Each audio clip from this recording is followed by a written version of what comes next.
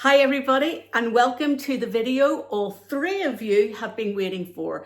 Natalie's real numbers. No more psychology, no more fear. I'm going to be getting into my real numbers, my Burdock Framework, why it's the Burdock Framework, how I am planning to basically bridge from today through to age 67 with one pension pot that I currently have, with a mortgage and with some cash reserves and, as I say, my Burdock Framework. So let's get into it. First things first, what am I working with?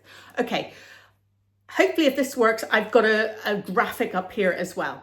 So what I'm working with is £275,000 in my bridge pension pot. So first of all, what does that mean?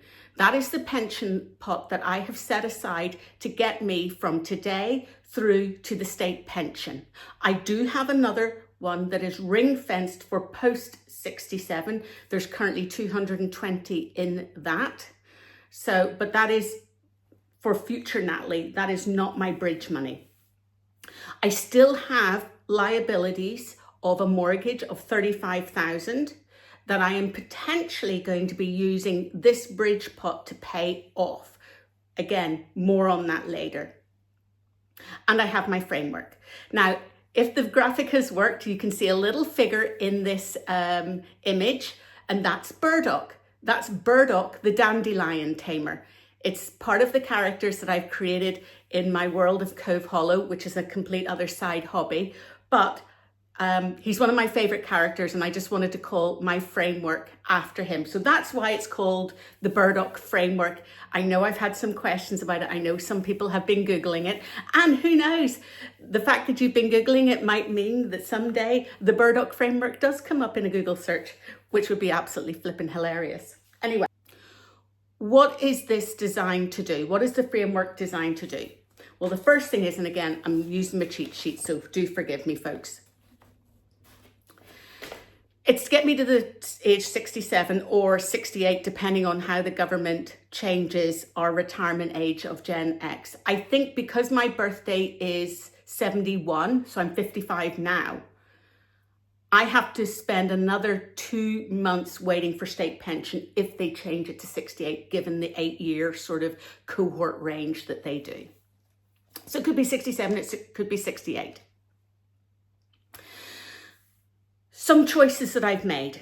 Number one, this pot does not have to do me post 67. I can run it down to zero. So I can spend all of it tomorrow, or I could end up with more than what I started with. And I know there's a few of you in previous videos and previous comments have actually commented that they've done something similar and they've actually ended up with more. But I'm anticipating the AI bubble being burst and we all go into a 10-year global financial crisis. Thank you, NVIDIA. Thank you, OpenAI. Ironically, I use ChatGPT, so we'll say no more on that. So yes, so I am, look, see, there you go. I've digressed myself. I'm waffling again. I'm staying aggressively invested in the market. I am staying at 80% equities. Okay, what does that mean? It means I'm going to have to roll with the punches over the next 10 to 12 years. It means that sequence of return risk is really going to be important for me. What is sequence of return risk? It means if the markets crash tomorrow, I'm in a world of pain. I'm on rice and beans for quite a considerable time if I don't want my pot to be completely emptied before age 60, never mind age 67. So, sequence of return risk is important. And that's the trade-off with being still relatively aggressively invested in the market at 80% equities. So given that my pension pot has to do me 12 years, given that I have got cash reserves as around 30 to 40,000, just depending on how I may need to use it for some capital deployment at some point. What do I have that I can control? And ultimately, that's what the Burdock Framework for me is about.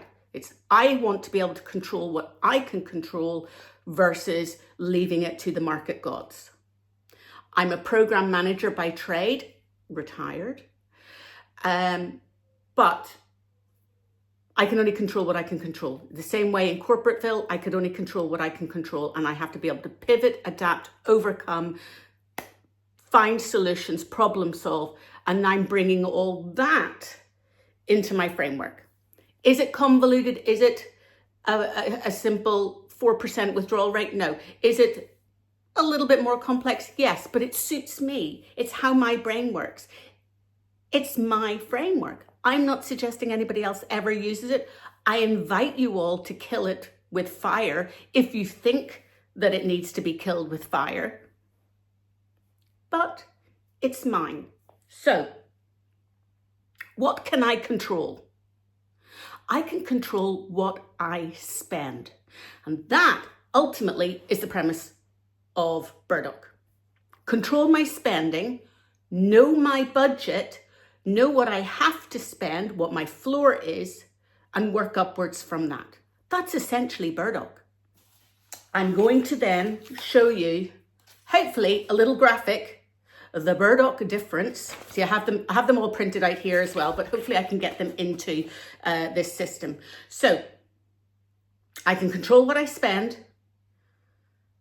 I have a governance system which allows me to determine how much I can spend, and then that determines what I withdraw.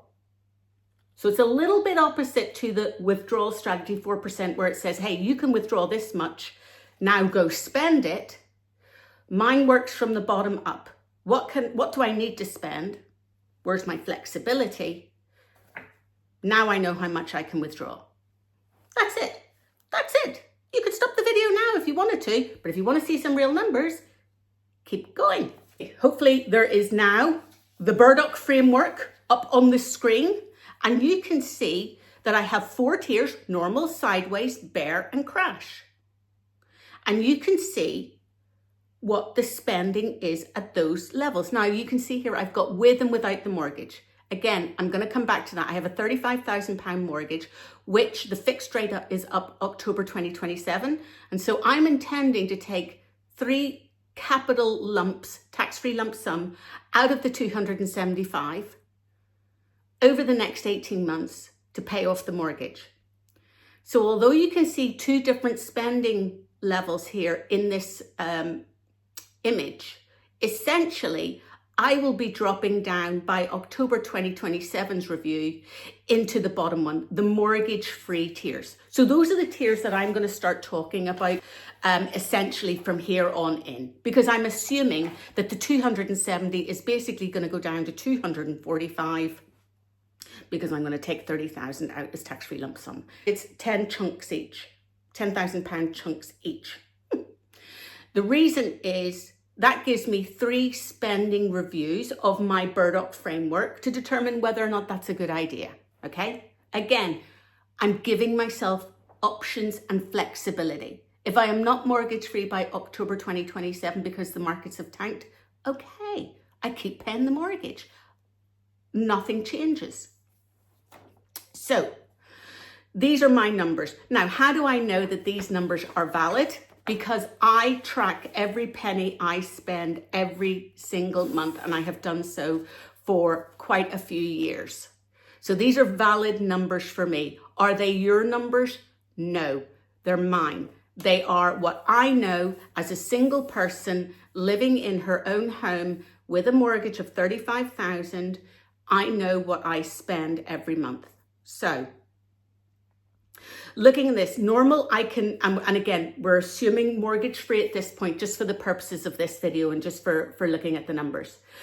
A normal tier, I can take out 24,000 a year. That's 2 separate reviews. So that's 2 6-month periods. So basically divided by 12 or divided by 2. In order to take out 24,000, I actually have to take out 25,250. That's just with the additional tax on top. And I don't need to take anything from my reserve. And similar in the sideways flat market, I dropped down by 3,000 to 21,000. There's only £750 worth of tax paid on that, and I don't need to take anything from my reserves. Now, I haven't mentioned that I have a little seasonal job. I have in other videos, but I am not really taking that into consideration. In a normal and sideways market, if there is additional income coming in, that is to fund joy, okay? That's the extras. That's where I get to have a good time, go on a little holiday, fund a new hobby, whatever that is, funding joy. However, if I still have income in a shitty market, then it'll go towards funding my necessary needs without then having to take as much out of the market. Okay, so that's that premise. So bear market, I can drop down to 18, and a complete crash where I am literally living on rice and beans, very uncomfortable, but very doable because I know my budget, then I'm taking out 15. And I have here, and this is where I'm probably going to get comments that it's not the most tax efficient, I should be using tax-free lump sum in a crash market, etc. I get it. And as I say, this is my framework, but I intend to take the tax-free allowance that I can and use some cash reserves as well to bring me up to that crash level of 15K. And again, if I have discretionary income on top of that, that will feed into that as well. So I get to basically buy a better quality of rice and beans. That's what that is. Now, 15K, some people are going to say that's absolutely silly. But there's a lot of people that live on that with the state pension right now, and probably less than that. And it's for a period of 6 months. It might even be for a period of 12 months, depending on what the markets are. But that's the choice that I'm making. This is the control levers that I have available to me to be able to sustain my pension through to the bridge, through to state pension. So it's a bridge. Now, I've mentioned, and I don't want this to be a 30-minute thing, but so I've mentioned my governance. This is where Burdock comes in. And again, there should be a new graphic going on your screen right now. And it's what happens at the 6-month review. So what am I going to review? My overall financial position. What's in my pension pot and what's in my cash reserves? And indeed, what have I spent in the previous 6 months? What have I saved? What have I earned? So that's the most definitive thing. What's in the pot? You know, what have I got left? If there's not much in the pot, I'm staying at crash. However, what I also have is some general market conditions as well that I review. And this is not a 5-hour committee meeting twice a year. This is me asking ChatGPT to review market conditions. What's the current inflation rate? What's the current tax rates? What's the current tax allowances that we've got? What's the general economy doing? What's the S&P doing? What's globally happening? What's happening in Japan, USA, Europe, whatever. Just generally getting a feel of, are we in a relatively buoyant market or are we hitting flippin' shit creek without a paddle? Okay, so that's really all that is. And I do use ChatGPT to help me do that. I'm not going through, Jane's whatever this and, what is it, the Financial Times and stuff. That's what ChatGPT's for. I also looking at some things that are like, what's my health like? So do I need to take any extra money out because of my health? Do I need to have any procedures or anything like that? Have I earned any money? So that obviously plays in as well. And generally, the whole idea is, how fearful am I? And I am naturally conservative with money anyway. Obviously, I wouldn't be in this great position to retire early if I wasn't generally conservative, financially. So all this plays into basically a RAG system: red, amber, green. All those little, economy, inflation, whatever. I basically just color them red, amber, green based on are they up, down, sideways, whatever. And based on the number of amber and red scores, it basically tells me, hey, I suggest you should be in this tier: normal, sideways, bear, or crash. That's it. Do I have to 100% take that and say, right, that's it, robot style? No. It's a suggested tier, and then based on all the conditions around that, where I am, what I need, that's when I make a decision about what spending tier I'm in. It's very simple in that respect. So although this all looks very convoluted, very, oh my goodness, she's doing all this governance and whatever, this is just allowing me to decide. It's a decision framework, essentially. It just tells me, hey, you know what? The markets are pretty shitty. I suggest we're pretty much bearish.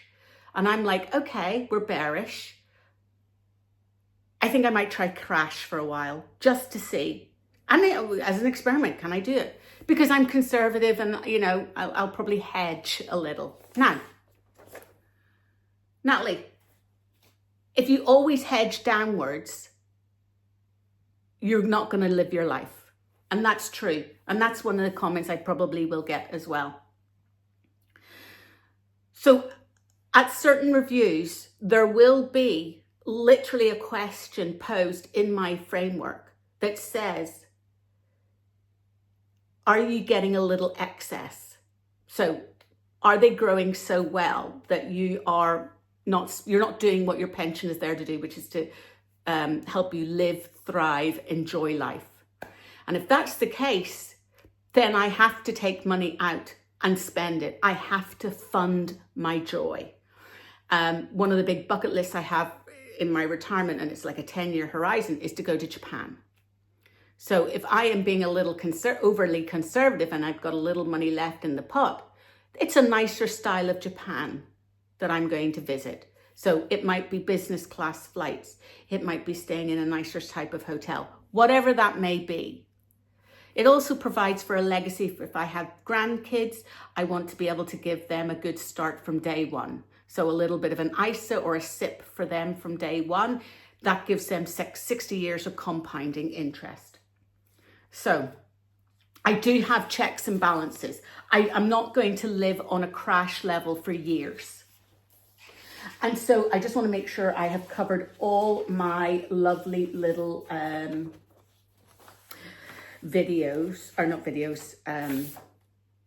images. And I have one left that I hope will show you exactly what Burdock means to me.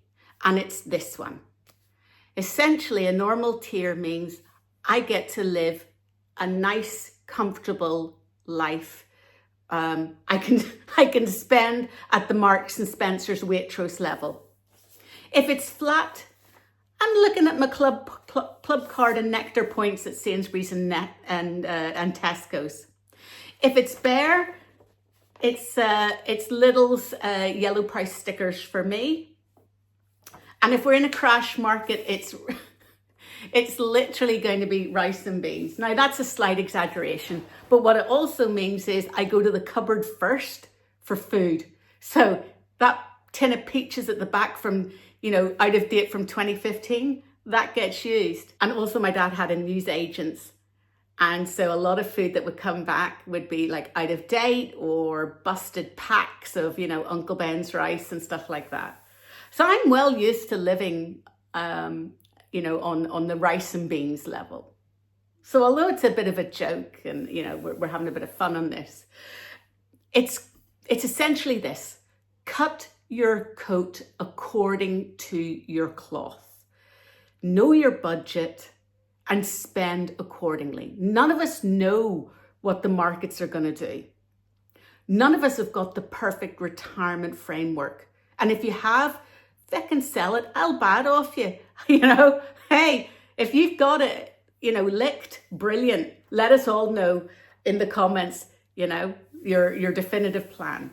But essentially, I'm controlling what I can control, which is my spending. And I'm using that as a bottom-up methodology for being able to decide how I'm going to extract money from my pension or my cash reserves or whatever it is. So hopefully you've enjoyed that. Hopefully you've seen that there are real numbers behind my Burdock framework. And, you know, as we go through the next 12 years, I am going to show you what's going to happen at each of the reviews. We are going to take real numbers. I'm going to show you what I've determined at each stage, and we're going to live it. And I'm hopefully going to live your retirement framework as well. So let me know if you've got a channel. I'll subscribe to it, and let's figure this out together. All right, folks. Thank you so much. Thank you for all the comments. Please do continue to comment. Oh my goodness, some of the comments are absolutely brilliant and have given me a lot of food for thought as well. So thank you all. Talk to you all in the next one. Bye now.